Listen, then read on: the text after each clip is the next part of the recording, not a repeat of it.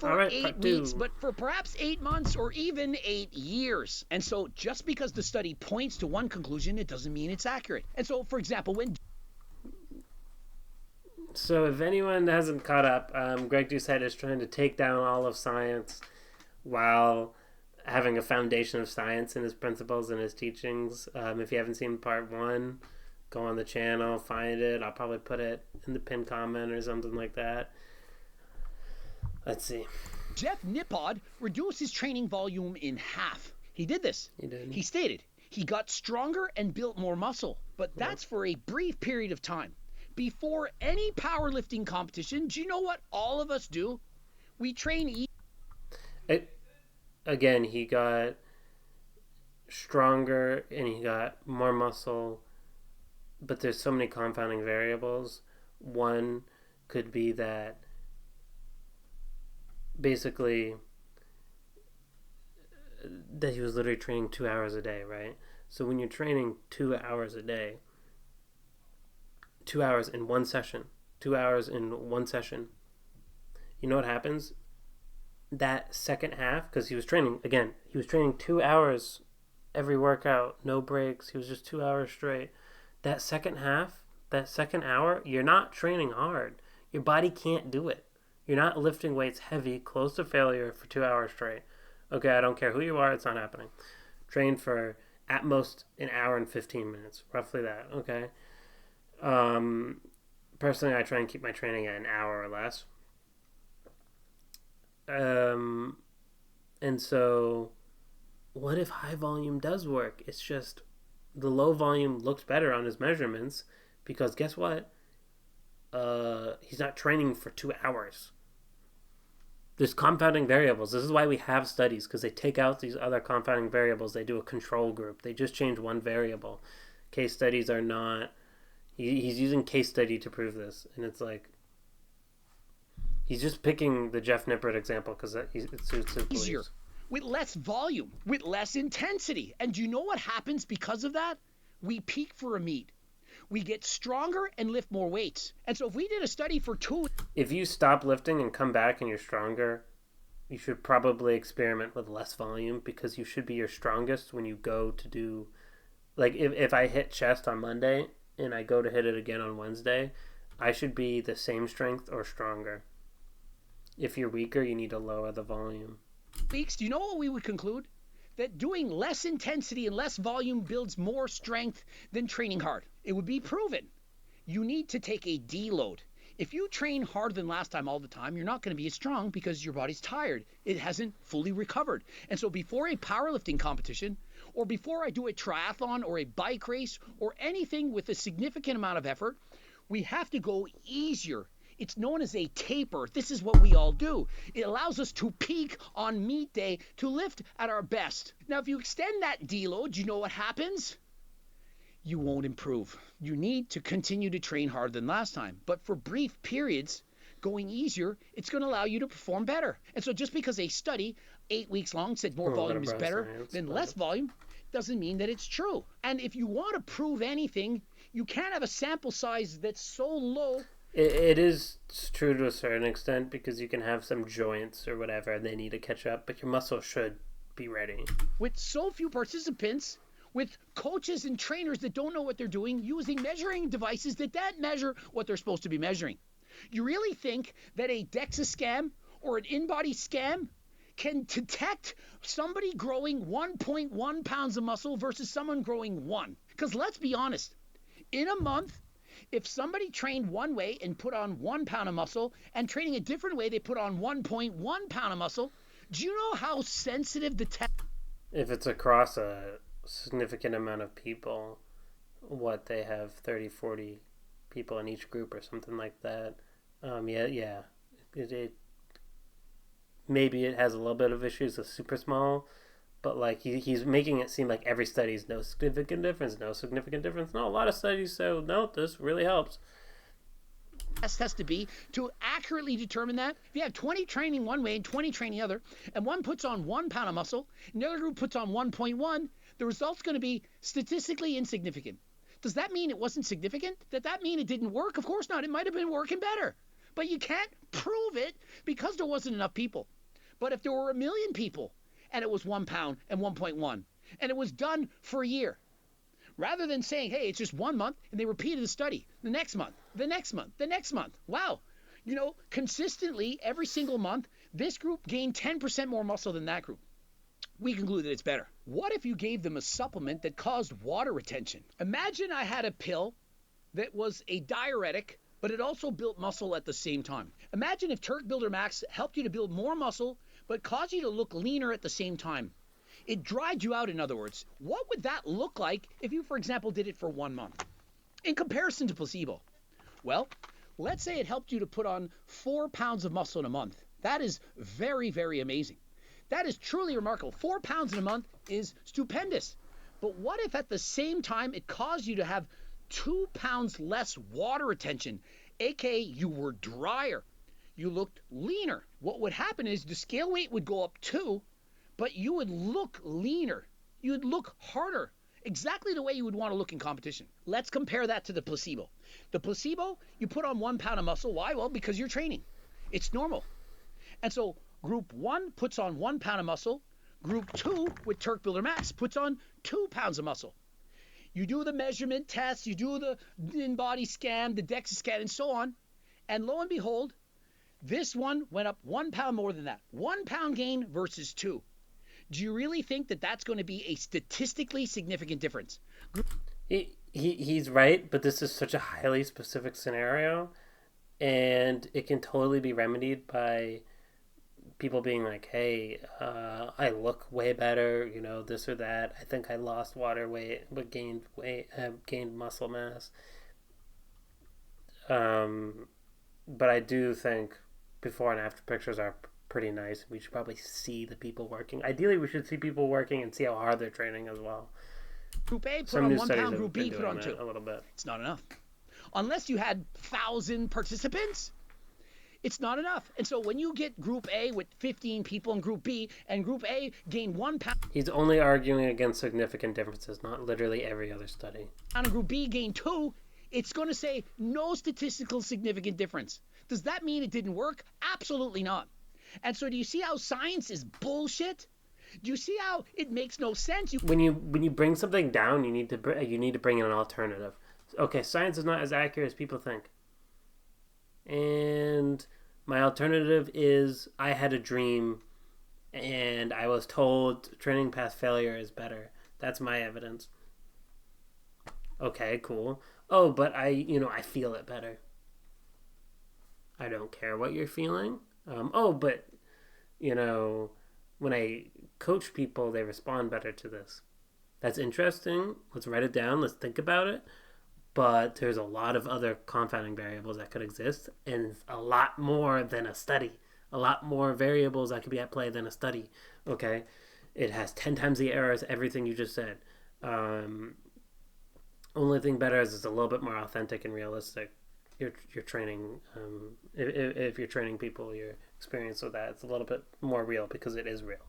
So, you can't just listen to a study, read it, and go to a conclusion and say, oh, it didn't work. No statistical significance. It means nothing. So, like many features of study design, the strengths and weaknesses are relative. So are the stats in this study perfect? No, absolutely not. A lot of studies do make statistical errors because people in exercise science usually don't like stats. They're not math people. People who are really good at math usually go into different fields. It's true. That's why we look at multiple different studies. You should not take a conclusion based off of one study. Statistics on these studies are not perfect. Because people won't make the same error across multiple studies. Typically, they'll make different errors. So collectively, there's no mistakes. Essentially, look at them together. They're not good enough. They don't allow us to analyze critically what we're trying to look. They're not good enough. Therefore, just go off of personal experience. Personal experience can totally be wrong. I'll give you an example. If you want to feel the muscle as much as possible, you need to do it in the most shortened position possible. Do bicep curls like this. You know what I mean? With a cable, right? Let's say you have a cable, not dumbbell curls. That would be tricep, right? But let's say you get a cable here, and you're going you'll feel your biceps real good. You'll get pumped up. You'll feel them real good. That doesn't mean you're growing it, okay? Because it turns out to feel the muscle, to feel it real good, get a big pump going on, you want it to be shortened. But to actually grow it, you do the exact opposite. You want to stretch that muscle. You're going to stretch that muscle, and that's what's going to give you a really good growth stimulus.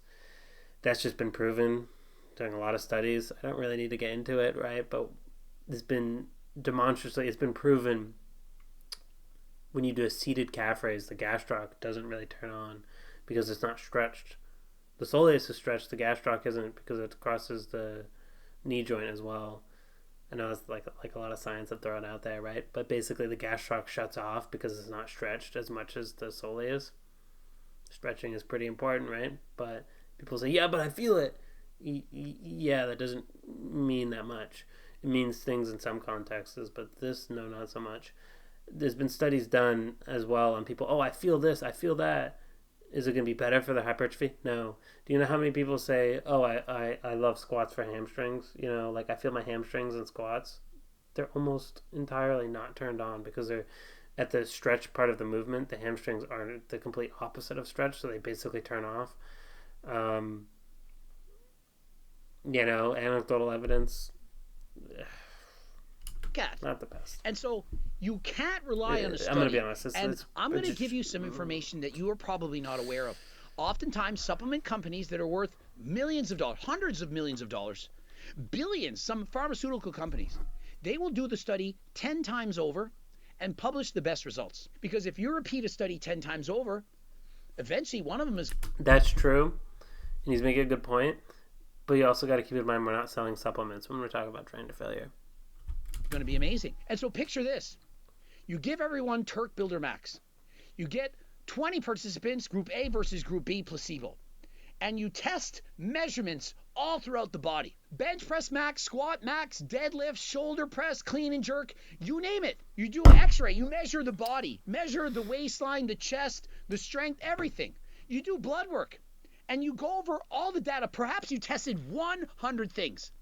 And then you publish the top 3. Well, those who took this, their bench press went up 20% in comparison to placebo, who only went up 10%. And so that's 10% better. Wow. They show and cherry pick what they want you to see and hide the rest. Now remember, Dr. Antonio, when he did the study on Turk Builder Max, he wanted me to pay him $200,000 in secret and not tell anyone. Do you know that? Perhaps it's the first time you're hearing about this.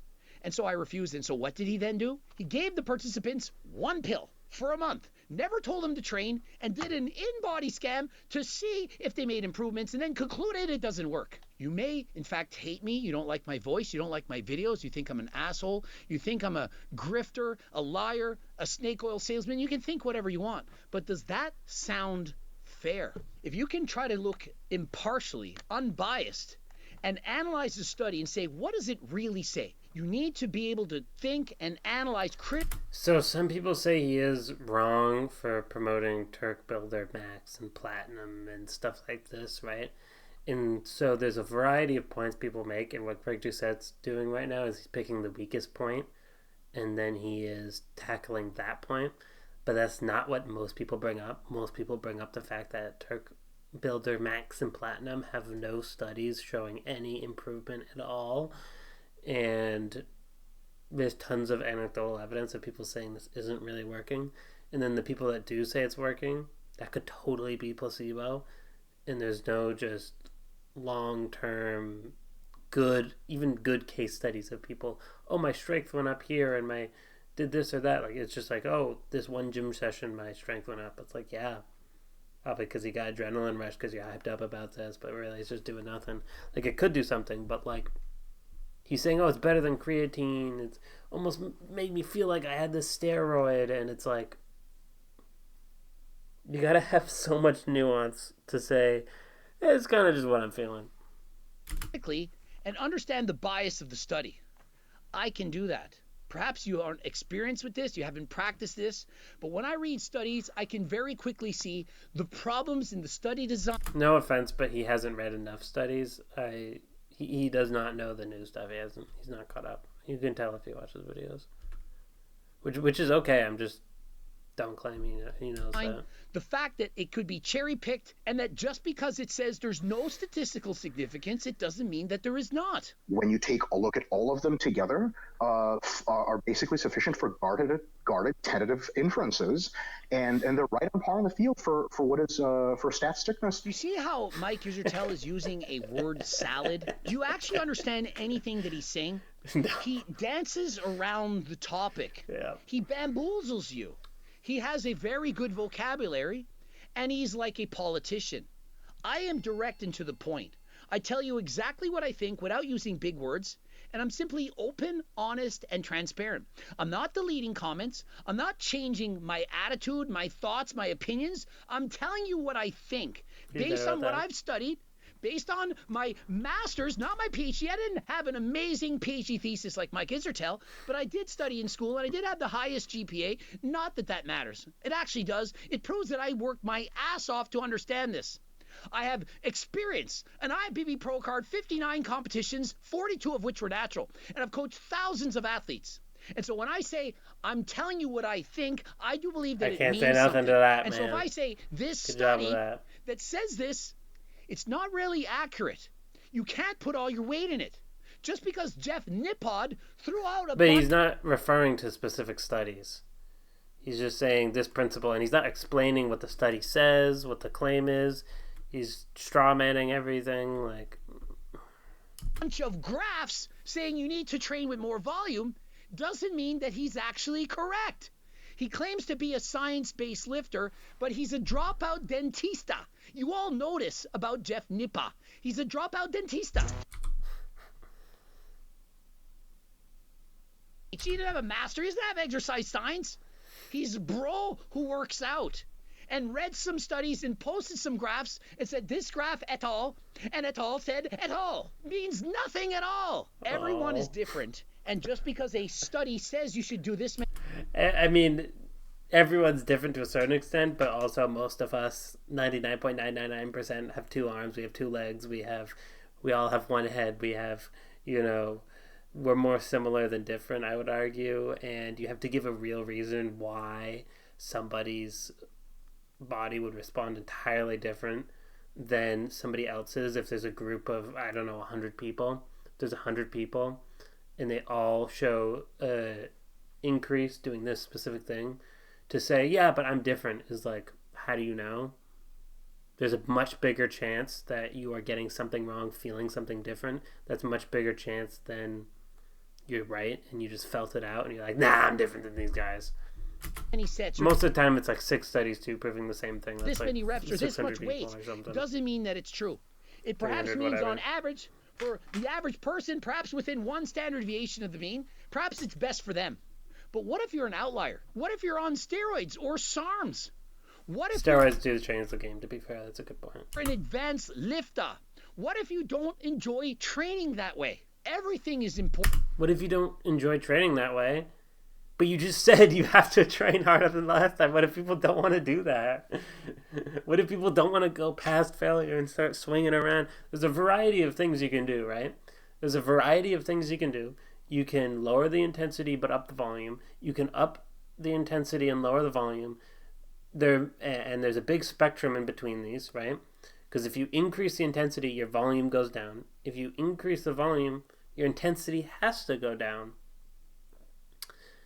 And there's a wide variety in between these, and there may be an optimal amount for everybody, or it depends on the person. We don't know. But if I had to guess, it's training one RIR, training one rep away from failure, and just doing that. That would be my guess. Important. And so what? Maybe the last, if it's the last time you're going to train that muscle, until next time, maybe go into failure or past, but I doubt it. You need to do is read, learn, understand, and then put it into practice on your own. Jeff Nippard finally did so. I think that is true. You do need to actually practice what you preach if you don't know. Like, you look at these scientists who are doing some of these studies or talking about these things, and it's like they don't look like they've lifted a day in their life. And it's fine not to have the best gains and be huge. You don't need to be huge for someone to listen, for you to be a good, credible source. But you need to look like you done something, or at least you need to be doing something. Even if you don't look like you lift, that's fine. You need to actually have been lifting, though. If you don't know how to train to failure and you're doing a study on training to failure, Brad Schoenfield, like... He's 34 years of age, and he said, you know what? I'm going to start doing what Coach Greg said. I'm going to try it out. And so he's been doing fewer sets with more intensity, and now he's changing what he believes. For years, he promoted the science. Science this, science that. He's now changing. He's using scientific principles. Again, he's lowering his volume when he does a cut. Change the science. Not his actual I training. think if you're in a calorie deficit, that the science doesn't work out. I'm an exception because I don't have as many calories, and so I have to do fewer sets. That is something a bro would say. It is bro science. That is not bro science. It's basic logic. It is basic logic. If you have less energy, you can't do as much. Okay? Do you think runners, right? Imagine a runner, the max he could run is 10 miles. Now if he fasts. Do you think he's going to be able to run 10 miles? No! Because he doesn't have energy.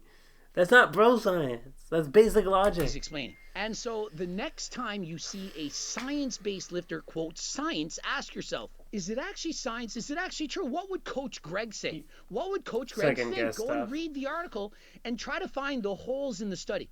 What could also... You shouldn't try and find holes in studies in terms of what would Coach Greg think. Let me try and find holes to suit this narrative I've already positioned myself in. No, just read the study, understand what they're trying to get, and see if there's any problems with it, and then determine whether those problems are enough to ignore the study or just keep it here for a little bit in storage, and if there's other studies to back it up, then you can raise the claim and make it more accurate. Or you can keep it as a guess or as this or that. Where are you going to place it in the spectrum? That's what you do. So be explained. And so that's enough yapping from myself. If you're interested in Turk Builder Max, Turk Platinum, go to my website, code Greg 15% off. And of course, if you want to get your blood work done, you can go to AlgaRx for significantly cheaper prices than other companies like Merrick Health. I don't know anything about those. You can get your blood work, and they can prescribe you Tadalafil, Cialis, Telmisartan, Ozempic, Tirzepatide. Remember, these are prescription medications. I'm just letting the ad play because I literally use this content. And so it's legit. It's from a doctor. It's not underground. It's 100% pharmaceutical. And so if you're interested in that, code Greg, 10% off. Subscribe, click the bell button, comment to boost the album. Please like the video if you liked it. Remember, this is not all just drama. This channel is to educate and inspire. Don't forget to watch one of those two bloops, and of course the cookbooks, training books, coaching plans by me and my team. And until next time, I am out. Let me see if I should note he does promote lesser volume. He is an advanced lifter. Advanced lifters need less volume because they're pushing more weight. The more weight you're pushing, the more fatigue you're going to get. And so he needs less volume. He also needs less volume because he's maintaining is easier than gaining. Again, maintaining, you can do a third of the volume. So he's just a low volume proponent because that's how he trains now. Okay, but how did you train to gain that muscle? Yeah, that's pretty much all I'm going to say. I'm going to make sure, did I get all these videos? Again, yeah, lats, remember, 120 degrees. Yeah. There's like 4 parts on this. Again, if you have to remember anything from this video, almost none of you watching this can go to failure. I'm going to be honest. Almost none of you watching this can actually go to failure. Okay, so you shouldn't be thinking about RAR if you can't go to failure. Okay, what is failure? It's when the bar slows down. You're making noises. I'm not saying you have to be screaming, but you're making some type of noise, okay? And some of the time you're going to be shaking at least, okay? That's when you know you're at failure or close to it, okay? People don't know. Most people don't know how to train to failure, okay? And people don't know about the nuances. If you want to know the nuances, a couple videos here, just like take you like a little bit, right? So yeah, shout out to everyone I mentioned in this video. stuff like that. And by the way, this video right here, Chris Bumstead, even I believe in this video, he said he didn't even go to failure. He goes really close. I think he said. A lot of bodybuilders, Lee Priest trained very far away from failure. He got amazing gains. I even saw, I actually forget his name. Oh, David Lade. He's super far away from failure. And so he still makes decent gains. So there's a spectrum. And it probably depends on the person, but there might be an optimal for everybody. I'd bet it depends on the person, whether you up the intensity, lower the volume, up the volume, lower the intensity, where you are on that spectrum. But you got to train hard at the end of the day. Maybe you don't have to train the hardest, but you got to train hard. Do you have to train inconceivably? No. Okay. If anything, that's going to make it harder to track, harder to progress, harder to train hard. You do not need to do that. If you want to do that, you totally can, because it saves a lot of time, because it accumulates a lot of stimulus and a lot of fatigue. So you can just do one crazy set, do that a couple times a week, and you can make decent gains. You also know you're hitting every muscle, because every muscle is near failure, okay, if you're swinging it around like that.